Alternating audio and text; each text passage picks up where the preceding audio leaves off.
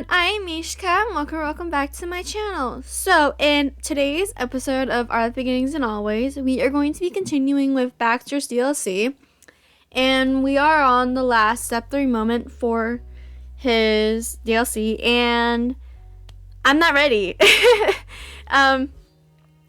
It's been a road with Baxter so far, so yeah, but before we get started, make sure to hit the subscribe button and share this video with your friends so they can find out about my amazing challenges I have right now. So yeah, let's get I hope you enjoy. Alright, drinks. What is this going to be about? Alright.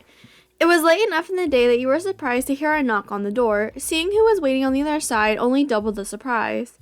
Good evening, Brittany. My travels are officially over until the end of summer. Baxter's smile warmed like it was still the middle of the afternoon. Your confusion must have been written all over your face. He laughed as if he could read your thoughts. It was almost a week ago that you had found Baxter in the same exact spot.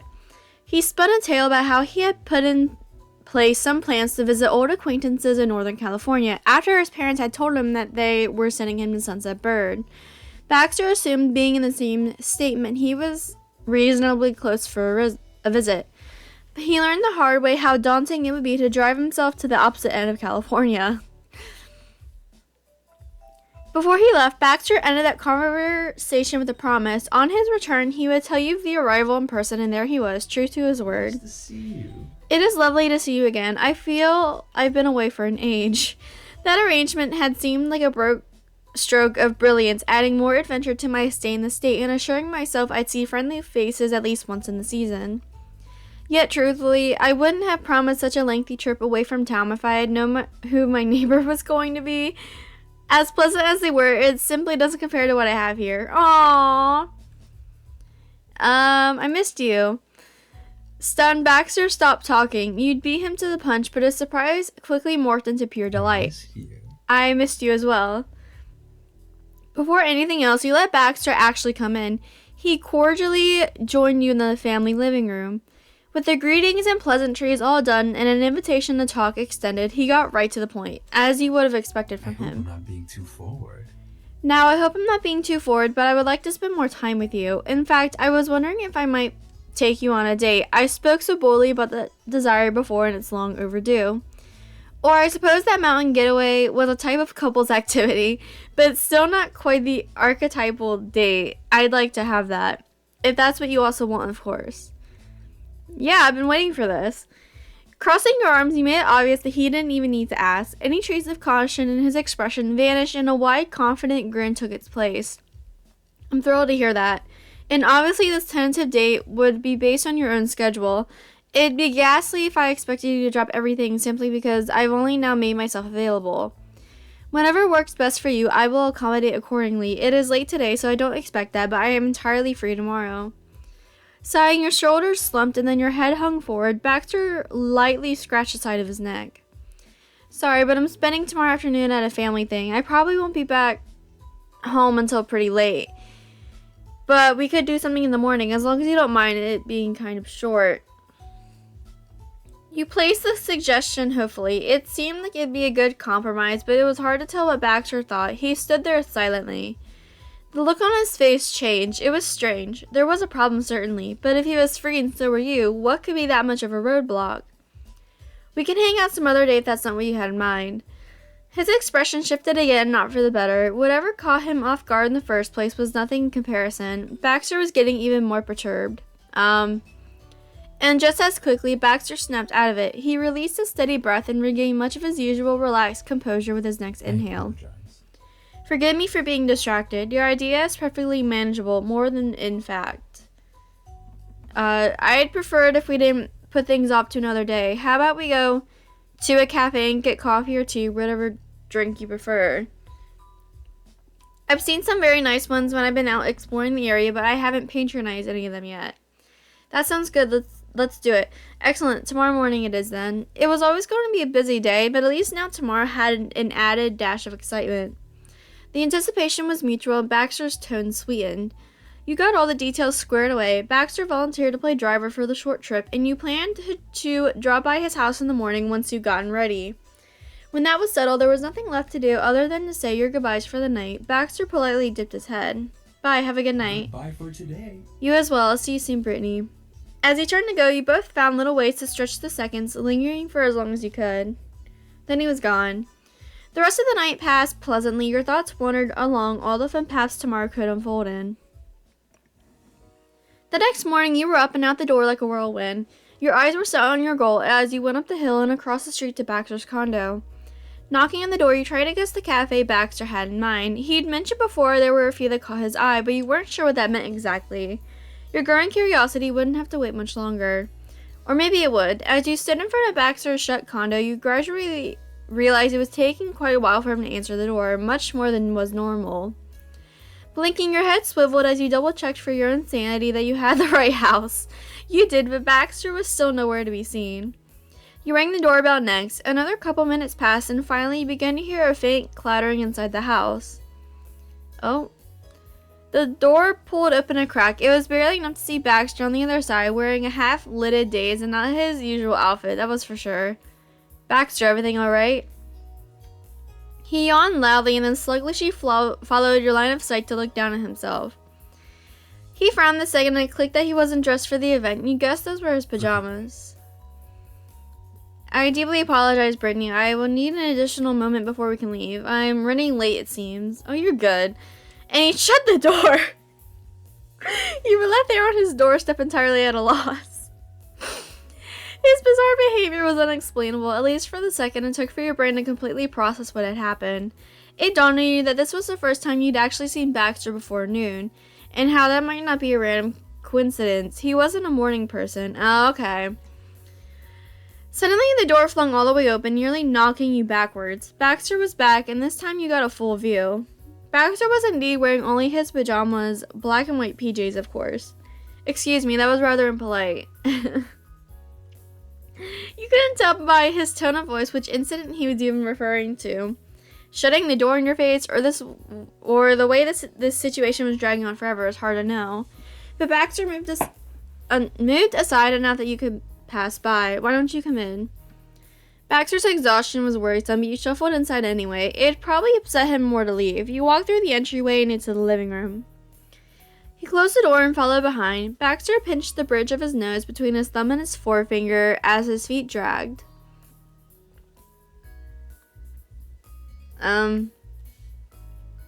Please do take a seat. I'm so sorry for not being prepared.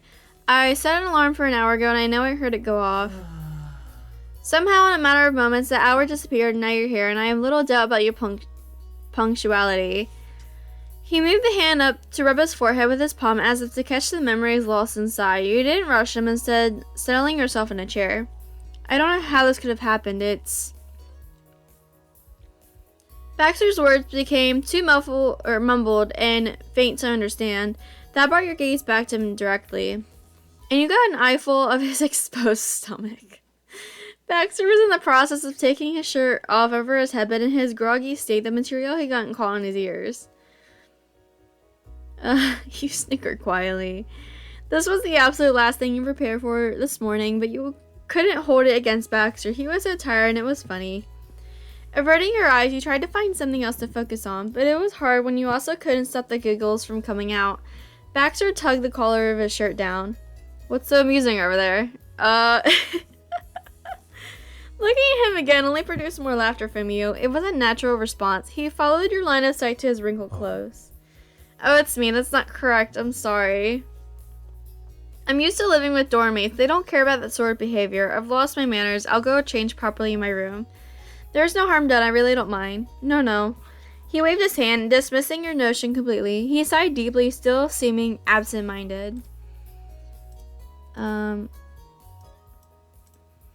You're my guest, and I'm being terribly rude. Please stay here. I'll be back in 2 shakes.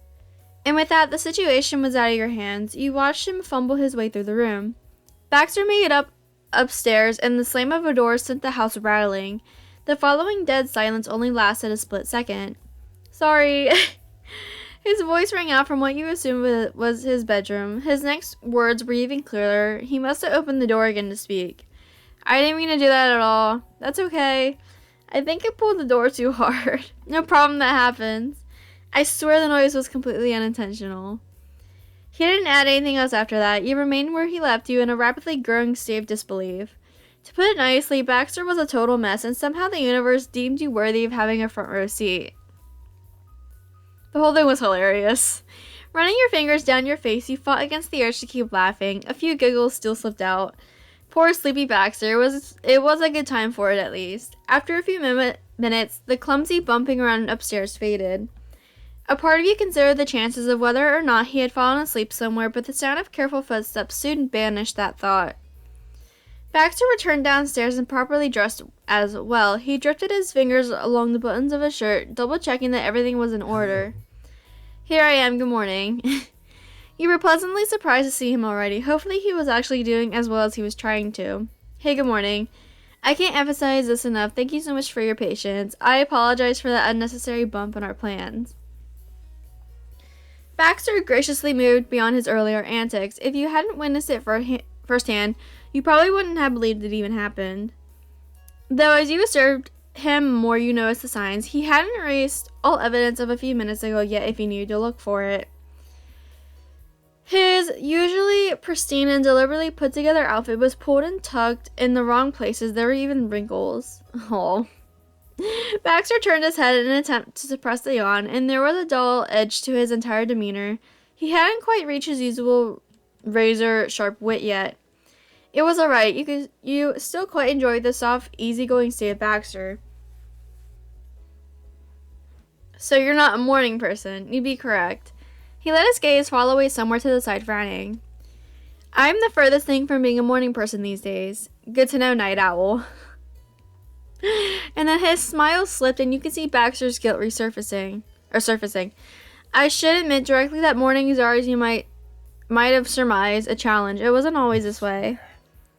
I swear, the older I get, the more the early hours become a chore. I got up at dawn for school for years, but college allowed me to actively avoid morning classes altogether. Now, the only time in the past I had an occasion to be out before 11 was Miranda's birthday party prep, and I didn't have to wake up for that. I was awake all night. Baxter rubbed the back of his neck. His frustration with him was palpable. Seriously, you don't need to feel bad. Some people are built that way. Nevertheless, it's jarring to be entirely lost for a specific chunk of the day. I expected I would have a rough start, but I never thought I'd handle the occasion this poorly. I certainly would have made better choices if I knew this was the sight I'd be showing you. The intensity in his voice gradually lessened until the final part was delivered quietly. He couldn't even look at you as he muttered. But if you're still interested, I would be thrilled to go have our charming cafe breakfast. It would be a shame to miss out on the chance. I like that, but if I'm driving. Baxter chuckled and scratched the side of his cheek bashfully. Out of everything that happened this morning, this was what visibly embarrassed him. I accept your courteous offer. Great. It was a relief that Baxter agreed so easily. Not much could ruin the event for real, but a car crash would manage that quite effectively. Baxter's feet scuffed over the ground as he followed you out of the condo. He simply shut the front door before walking into the street.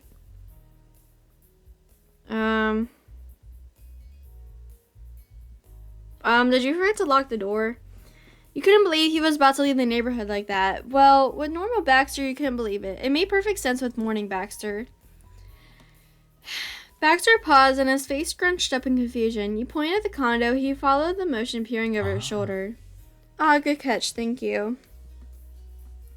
You waited by the car while he hurried back. From what you could observe, Baxter didn't need any more help locking the front door this time. Though he hesitantly glanced in your direction before he moved, and you gave him a thumbs up. Baxter rejoined you on the road. He may have been living in a daze, but when Baxter was standing at the driver's side of his car, you could see his focus sharpen. He unlocked the vehicle before offering you the keys. You gladly accepted them, and he held the door open while you climbed inside. Baxter closed it and went to the opposite side. He slid in the passenger seat and positioned himself with his elbow leaning against the door. Baxter silently watched you get acquainted with the car. When you were both ready, Baxter promptly brought up the directions to the cafe. Here we are.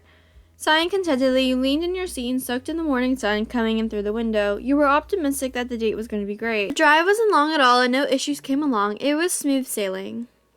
You hopped out and the scents wafting from the cafe were enough to pull you towards the propped open front door. Do you need your keys yet? Ah, those.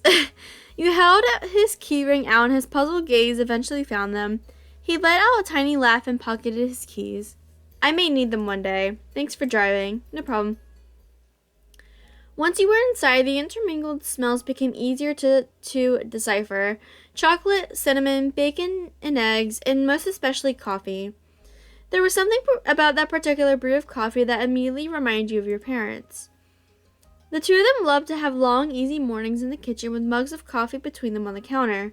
They might be doing that at home that very minute. It was nice to picture such a homey image.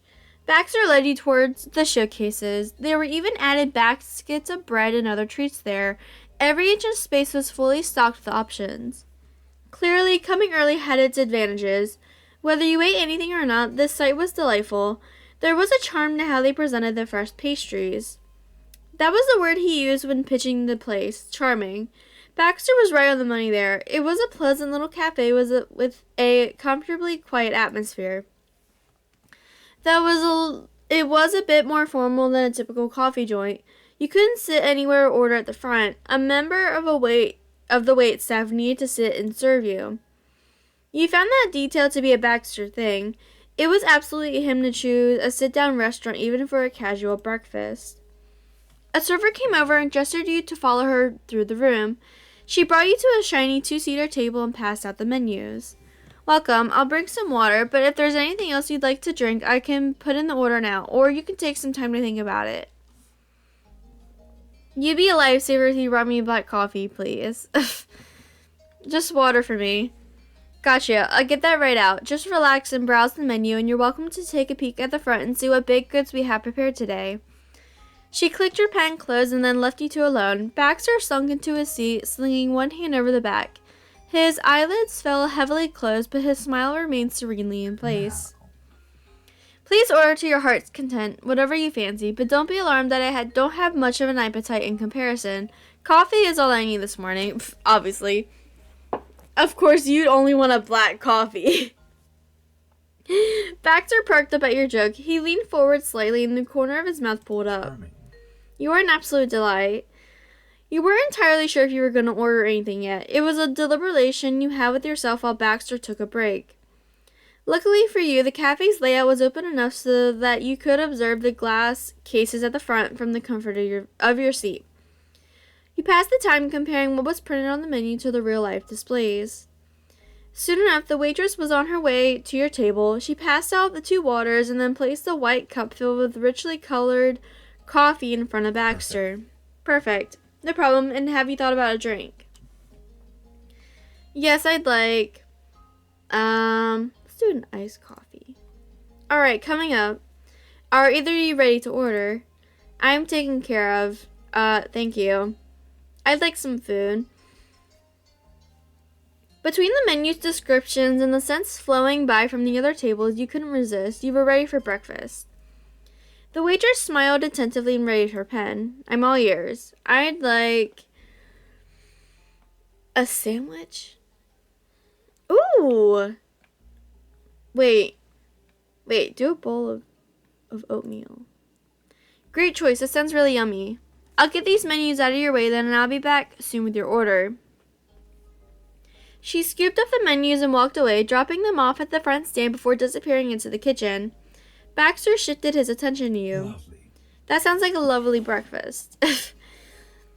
Another long, wide yawn forcibly derailed Baxter's train of thought. He politely tried to shield you from the image by covering his mouth.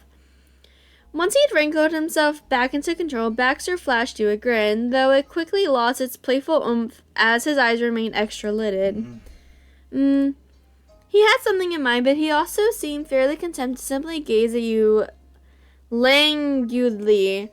I can't say that. Baxter lifted his coffee and pressed the edge of his cup to his lip.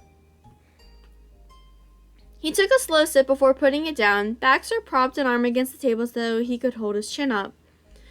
Normally that would have been a casual gesture, but anyone watching could tell that he desperately needed the extra help keeping his head upright. Is that fine?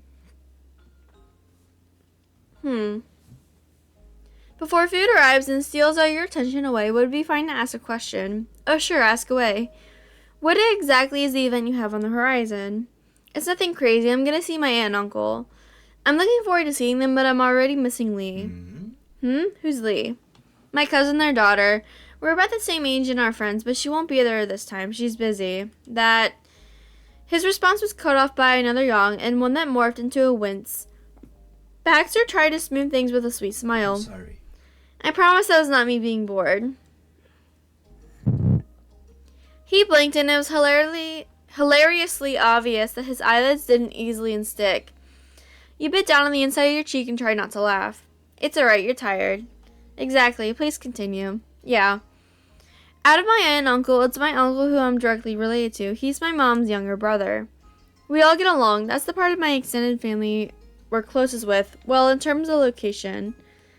Laughing, you scratched the back of your head while you explained. Baxter nodded along, focusing on the sound of your voice.